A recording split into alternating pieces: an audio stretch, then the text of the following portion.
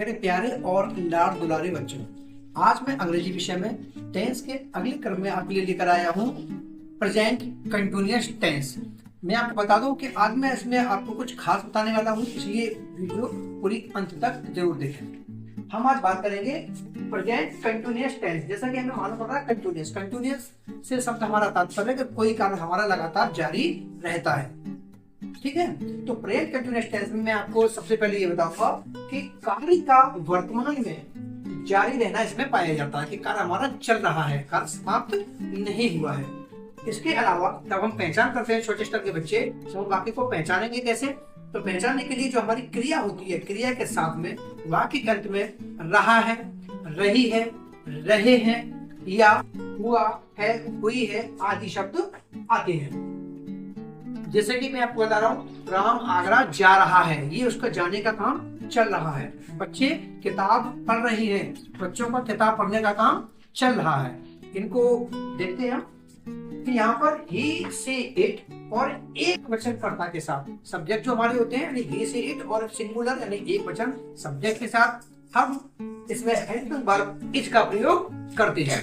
इसके अलावा जो हमारे बहुवचन होते हैं, यानी you, we, they और बहुवचन कर्ता के साथ हम हेल्पिंग वर्ब आर का प्रयोग करते हैं और आई के साथ इसमें एम का प्रयोग किया जाता है। तो आप ये बात समझें कि इसमें तीन हेल्पिंग वर्ब आती हैं, इज, एम और आर। इसके अलावा आपको ये भी समझना है कि जो मुख्य वर्ब मेन क्रिया आती है, मुख्य वर्ब है, हम फर्स्ट फॉर्म के साथ में आईएनजी का प्रयोग करते हैं। जैसे रीड का reading, right writing, sleep sleeping.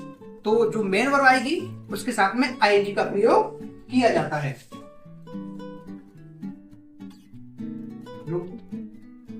आइए अब मैं आपको बताता हूँ इस प्रकार के वाक्य को बनाने की फॉर्मेशन। जैसा कि पहले ही बताया है, सबसे पहले हम सिंपल वाक्य जो अफर्मेटिव सेंटेंस होते हैं उनमें हम सब्जेक्ट लिखते हैं। हेल्पिंग वर्ब मैंने आपको तीन बताई हैं, इज, एम, आर। सब्जेक्ट के हिसाब से हेल्पिंग वर्ब इज, एम या आर में से किसी एक का प्रयोग किया जाएगा। वर्ब की फर्स्ट फॉर्म में आईएनजी का प्रयोग किया जाएगा। उसके बाद ऑब्जेक्ट और अदर चीजें आएंगी।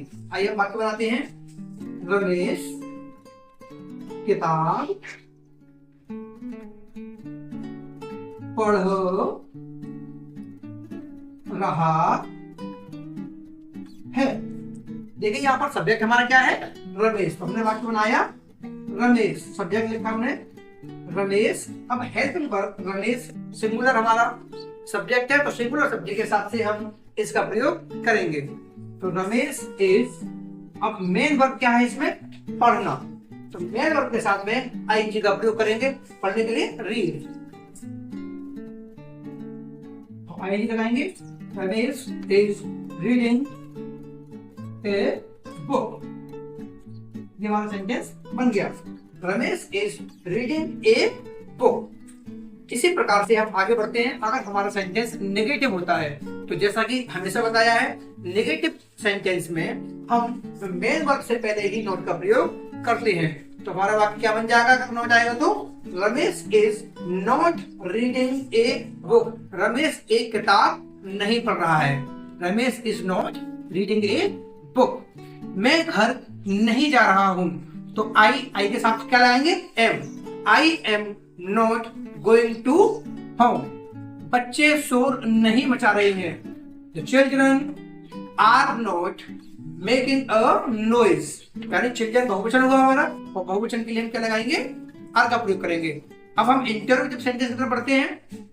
कोई वाक्य हमारा अगर इंटरोगेटिव यानी कि प्रश्नवाचक हो, तो उसकी फॉर्मेशन किस प्रकार से होती है? क्या तुम खाना खा रहे हो? हमारा सेंटेंस जैसे कि पहले बता चुका हूं मैं, क्या आया हुआ है। तो क्या वाले वाक्य होते हैं उसमें हेल्पिंग वर्ब यानी सहायक क्रिया को हम सब्जेक्ट से पहले लिखते हैं। यहाँ पर हेल्पिंग वर्ब हम इस, एम, आर में से सब्जेक्ट हमारा यू है यानी तुम, तो तुम के लिए, यू के लिए हेल्पिंग वर्ब आर का प्रयोग किया जाएगा। तो आर यू ईटिंग फूड। क्या तुम खाना खा रहे हो? अगर यह हमारा सेंटेंस अगर नेगेटिव होगा तो नेगेटिव टेंस में आपको पहले बता चुका हूं मैं, तो नेगेटिव सेंटेंस अगर कोई भी होता है तो मेन वर्ब से पहले ही नॉट का प्रयोग किया जाता है। तो are you not eating the food, अगर इसमें नॉट आएगा तो। इसके अलावा जो हमारे इंटरोगेटिव सेंटेंस होते हैं, दूसरे प्रकार के इंटरोगेटिव सेंटेंस जिनमें हमारा वर्ड ऑफ इंटरोगेशन यानी कि प्रश्नवाचक शब्द वाक्य के बीच में आता है। तो जब हमारा प्रश्नवाचक शब्द वाक्य के बीच में आता है, जैसे तुम आज क्या खा रहे हो, सेंटेंस हमारा इसी को बनाते हैं, अगर तुम आज क्या खा रहे हो, तो देखिए इंटरोगेटिव सेंटेंस, तुम आज क्या खा रहे हो, यानी यहाँ इस क्या से मतलब ये नहीं कि आगे वाला को उठा के यहाँ रख दिया, इस क्या से शब्द है कि हमारा प्रश्नवाचक शब्द बीच में आया है। क्या मतलब है हमारा कि प्रश्नवाचक शब्द वाक्य के बीच में आया है। तो जब भी इस प्रकार के वाक्य होते हैं, हमेशा की तरह जैसे बताया है, सबसे पहले हम इस प्रश्नवाचक शब्द की अंग्रेजी लिखते हैं। तो क्या के लिए व्हाट, हेल्पिंग वर्ब तो के लिए आर यू ईटिंग टुडे,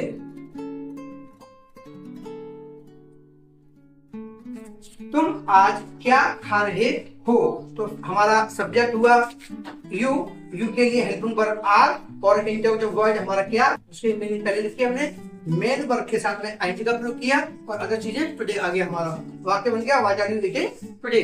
सबसे खास बात